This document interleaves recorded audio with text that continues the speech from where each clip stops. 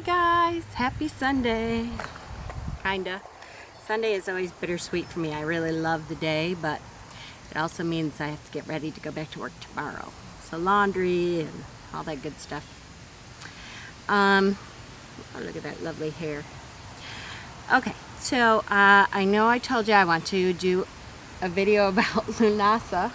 Hello, butterfly or moth. Today, so that's what I'm on to start with. I have a couple ideas also that I want to do a couple other videos on, but I'm going to start with the Lughnasadh video. Okay, so the first question that needs to be answered really is, what is Lughnasadh? First of all, it's spelled L-U-G-H is the beginning of it for the god Lugh, which began in Ireland. There's a couple different interpretations of the god Lugh and what he stood for, which I'll talk about. I have one hair. But it's Lughnasadh.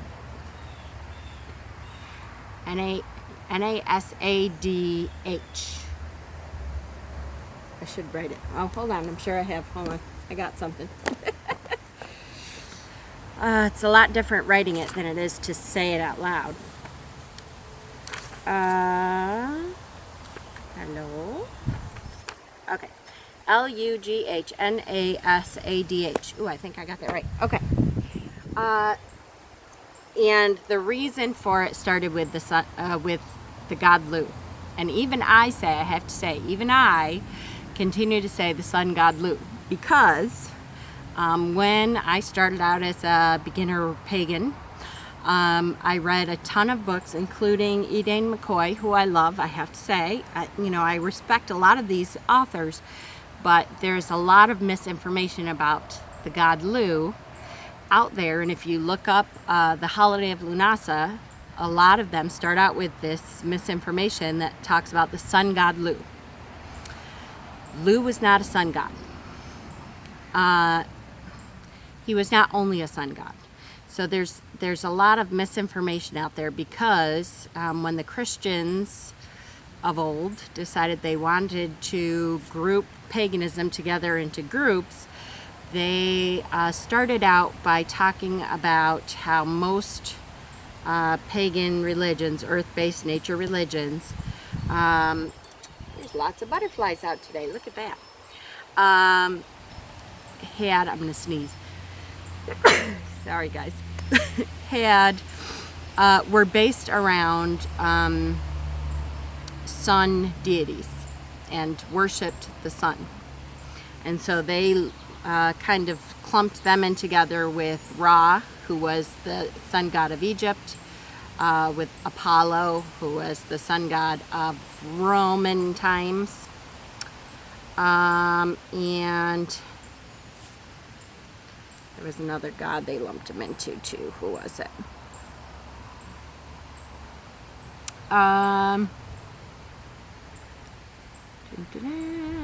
Sun god. Oh, Helios from the Greek. But Lugh was more accurately like an all-around god.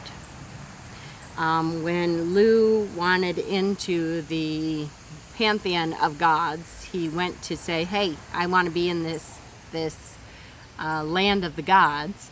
And they said, no, we already have a god of crafting, and we already have a god of war, and we already have a god of games, and we already have a god of harvest, and we already have, and Lugh said, yeah, but I'm a god of all of these things. I incorporate all of these. And they said, oh, okay, we don't have one god who incorporates all this stuff. Come on in.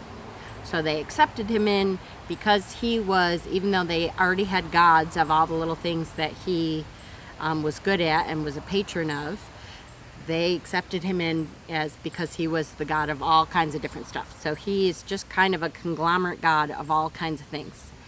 Some of the things that he was called to was harvest, wheat, which at the time they called maize. And maize has been misunderstood as corn only, which really it was more of like wheat and that kind of thing, but corn was also involved. But there wasn't a lot of corn in like Ireland and Scotland and Britain. At that time there wasn't a whole lot of corn. That was more of a North American thing. So at the time, maize meant grain kind of stuff. So Lughnasadh is first and foremost the first harvest out of the 3 harvest festivals that we as pagans celebrate. The first harvest of the year, that's what we're celebrating. So it starts out with grain, corn, wheat, and my favorite is bread. There's all kinds of bread, which I absolutely adore bread. So that's kind of just a very quick, you can look it up, and there's all kinds of websites and stuff to talk about, you know, how Lugh started out and what happened with the misnomers. I have tons of books that talk about Lugh as the sun god, because that's just, and I don't think that people, you know, set out to put out misinformation. I think that just in their studies they didn't come across, you know, how that information started. Most of the people who talk about Lugh as a sun god studied a lot of St. Patrick's writings about paganism, who he's the one that kind of started all that Lugh as the sun god stuff. So like I said, I don't say they're horrible people or they don't understand anything or anything like that. I still find a lot of good information from all of the books that I have from the beginning. It's just, you know, perhaps they didn't dig deep enough, or they couldn't find information from deep enough. Okay, having said that, now, what Lughnasadh is the first harvest festival. There's 2 big focuses. Well, there's several focuses, but let's say the harvest, so lots of corn, grain, bread, all that good stuff. So the colors of Lughnasadh are usually oranges, yellows, and still some green in there, because we're also harvesting lots of green stuff. Whereas when we get to Mabon, we kind of leave out some of the green stuff and we're focused on oranges, reds, yellows more. Sunflowers are a big thing that I have on my altar most of the time for Lughnasadh. Breads and grains, I love to do, you know, the bread god and goddess representations, or the braided breads, or I love the breads. It's one of my favorites. It's also about sports or games, like Olympic games kind of. Back in the days where Lugh was recognized as a god, they held games that were almost like the Olympics, that all the men would participate in these games and compete together. He also was, they believe, the beginning of chess, which, you know, I can't remember. Good luck. I don't know if I could even remember where I read that, but the name chess was broken down from a Gaelic word that had chess at the end of it. Who knows where? Yeah, I don't know if I'll get there, but Lughnasadh is a combination of Lugh and Nasadh, which means the assembly, so the assembly of Lugh. Lugh also was recognized in weddings a lot. So at this time, at the time of Lughnasadh, many pagan couples would get together for a marriage that at that time, when they celebrated a marriage, they celebrated it for a year and a day. And they called it something else, like it wasn't a temporary, but it was a year and a day marriage. And let's see if I can find that. I should have left some of this stuff up, guys. I'm sorry.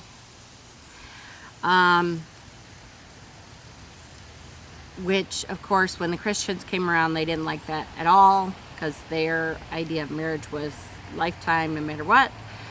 So they got got rid of that. That was celebrated in a town. Wait, I think one of my books may have that. Hold on. So I have tons of books which I start pulling out and start to look at the Lughnasadh, the holidays. Games of Lugh take place around the time of the wheat harvest.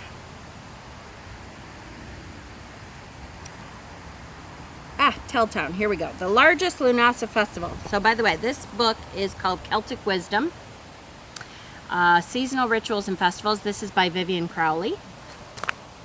And I like this one because it's all the holidays, and she gives some background information and what they came from, that kind of thing.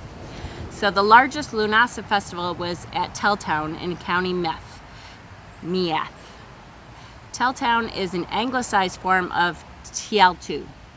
Now, here we go then. Let's go backwards just a little bit, because Lugh, the story that surrounds Lughnasadh is about Lugh, and his mother got rid of him. Well, it was his father got rid of him and tried to drown them in the sea. They pushed them out into boats because there was a prophecy that one of his grandsons would be the one to kill him.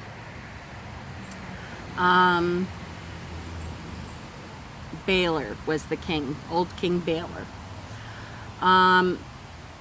Balor has shut himself away on an island, imprisoned his daughter Ethne because of a prophecy that his grandson would slay him. Ethne manages to bear sons, one of whom is Lugh. Balor casts them to the sea, but Lugh survives and is taken in by Tialtu, the goddess Tialtu. Legend tells us that Lugh instituted the Lughnasadh festival in honor of his foster mother, the goddess Tialtu. Lugh is one of the most attractive deities in the Irish pantheon. He's brilliant and many-skilled god, a harper, hero, poet, healer, and magician. His sacred weapon is a spear, and he is sometimes known as Lugh the Light Bearer. There were Lughnasadh festivals all over Ireland. Most festivals were dedicated to a local goddess, possibly the giver of harvest. Goods, cattle, and horses were traded. Young men and women went courting. Feasts were held. And most importantly, in horse-crazy Ireland, there was racing and betting.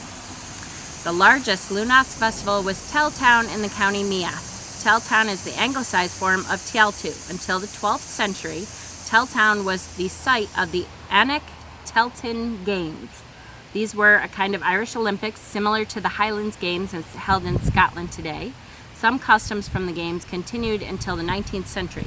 Telltown was famous for its Telltown marriages. A couple could contract a Telltown marriage for a year and a day, and then they dissolve it if they wish. So if they're married for a year and a day to try it out, see if they can live together, if this is something that will work. After a year and a day, they can go, didn't really work out, we're not that fond of each other, or yeah, okay, we're still in love after this amount of time, let's go for it. Given the Catholic Church's more restrictive marriage practices, Telltown marriages were very popular at the time. So what happened to this time is that when the Christians started coming in, they put it at the time of Mary, which is why in the mid-August there is, I believe it's the Ascension of Mary. And so it's funny, all of these holidays, they kind of came up with their own, or they tweaked the date a little bit so that the pagan people could still celebrate at the times that they wanted to celebrate, but they wanted to kind of change them over to these Christian celebrations instead, which is fine. That's what they did. You know, I'm not one of those pagans that says they took away all our holidays and stuff. I just wish that more Christians would recognize that a lot of their holidays were tweaked to include us as pagans specifically, so that they would be able to continue their traditions. And really, at the time anyways, it was all about the money. The Christian church wanted the money coming to them. So anyway, Lughnasadh specifically. All right, so what can we do at Lughnasadh? We talked about we can Games. There's lots of games that you can play. You can get together. I used to do that with the boys when I had the 4 boys at home. That, oh, please don't kill another mouse. My cat came in with a mouse yesterday, and thank goodness we saw him and kicked him out at the same time, but he like ate it. It was so gross. But anyways, okay. So some of the things that are associated with Lughnasadh is specifically the resin frankincense. So if you're going to make incense and you want to start with frankincense, I know there's a couple of people that have said they're allergic to frankincense. If you're allergic to that, use something else that to you smells like the beginning of fall.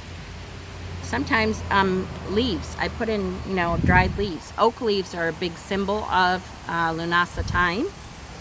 And by the way, there's a reason I don't call it Lammas. I will say Blessed Lammas to other people, but that, again, was the Christianized version of Lughnasadh. They changed it to Lammas to mean, I believe it means like the harvest of the bread or something like that. And that was a little bit less like a god that they didn't want us to talk about. Anyways, I know I already talked about a little bit yesterday, the blackberries. The blackberries are, because they're in harvest around that time, that's a big deal within the Lughnasadh realm. Patchouli, I always see, look at, I need to get some more patchouli. That's one of the things I need to do this week. But patchouli is, to me, the beginning of the fall smells. And patchouli, I feel bad when I put my patchouli away when springtime comes, because spring and summer to me are less that woody stuff. And other than spring and summer, then I pull out my patchouli. So it's kind of a yay to pagans. It's the beginning of the end of summer and the beginning of the autumn harvest season. So patchouli, gosh, there's all kinds of herbs. Heather, corn stalks, wheat, any grain stuff, hollyhock, acacia flowers, myrtle, oak leaves. I always have little corn on my altar. Corn husk dolls and wheat dolls you can put on your altar to the goddesses that you choose to recognize at that time. I do Caradwin, I do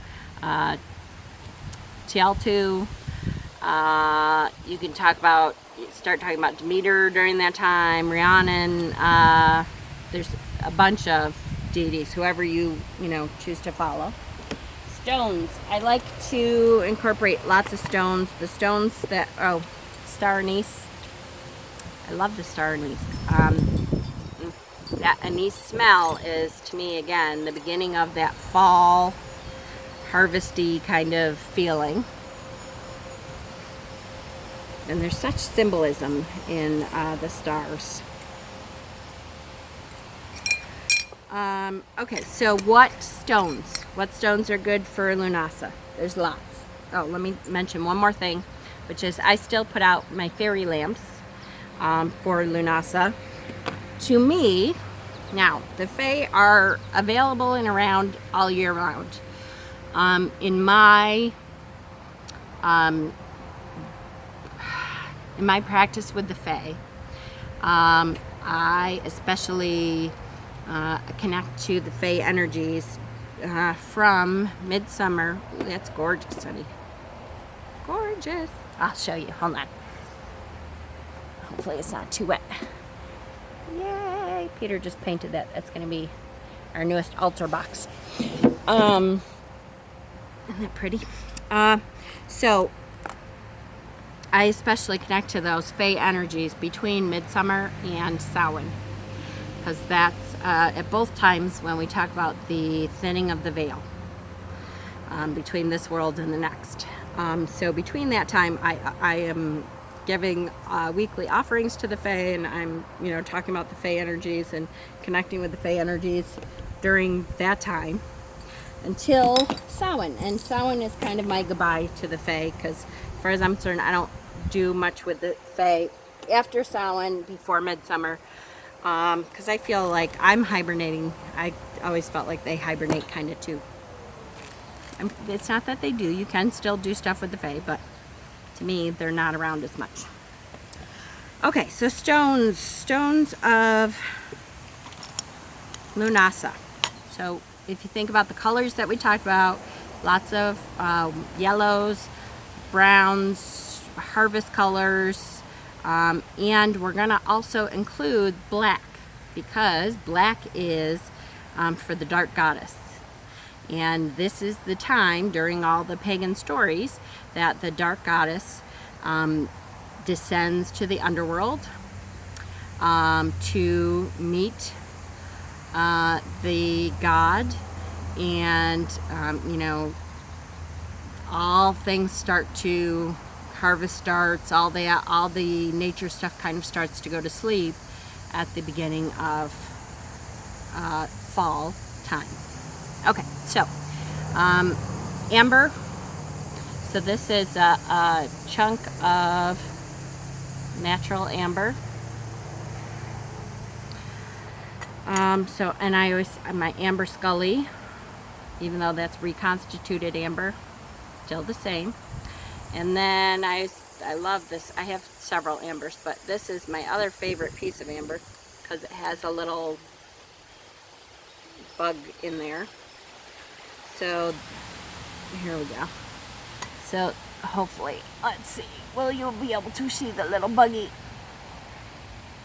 So that little bug is however old, thousands, millions of years old, that this amber was sap and then hardened and fossilized. So I love having that. Amber, okay. Amber, carnelian. Carnelian is another big stone you can put out on your altar. There's so many different forms of carnelian that have different colors in it. Of course, the biggest color is going to be orange, but there's yellows, there's dark oranges, there's reds. Tiger eye. Tiger eye is a big one. Citrine.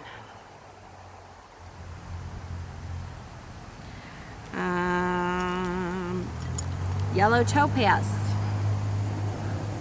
Yellow topaz, energetically, for me, is a great stone to connect to the sun's energies, for sure. Moss agate. Again, we got to incorporate that green in there.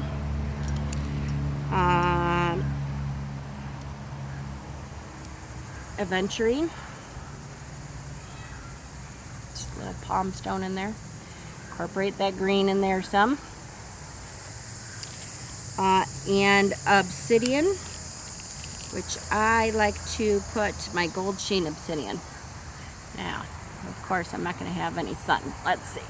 Can we get that gold sheen to shine? Hang on. Oh, wait, there's a little sun. Where is it? No idea if you can see that shine or not. All right, big fat hands would get out of the way.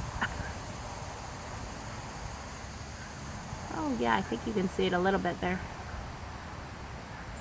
So that's gold sheen obsidian, so that's the black.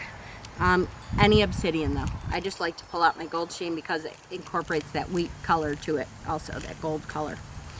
And of course, again, quartz. Any regular clear quartz can incorporate any energies you want. You can program clear quartz with whatever energies you want. So this is my Viking bowl with the runes on it. I usually, at least when fall comes, I don't know why I feel like I can pull this out more when fall comes, but that's what I end up putting my stones of the season into, is my my Viking bowl here. So, and then I will put that right on the altar.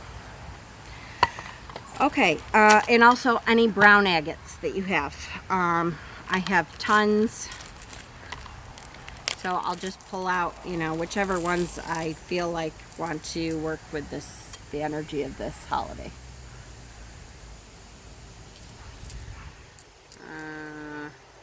I love the really, I don't know, messed up looking ones for me because I'm so messed up, I guess. I don't know. So that is the stones.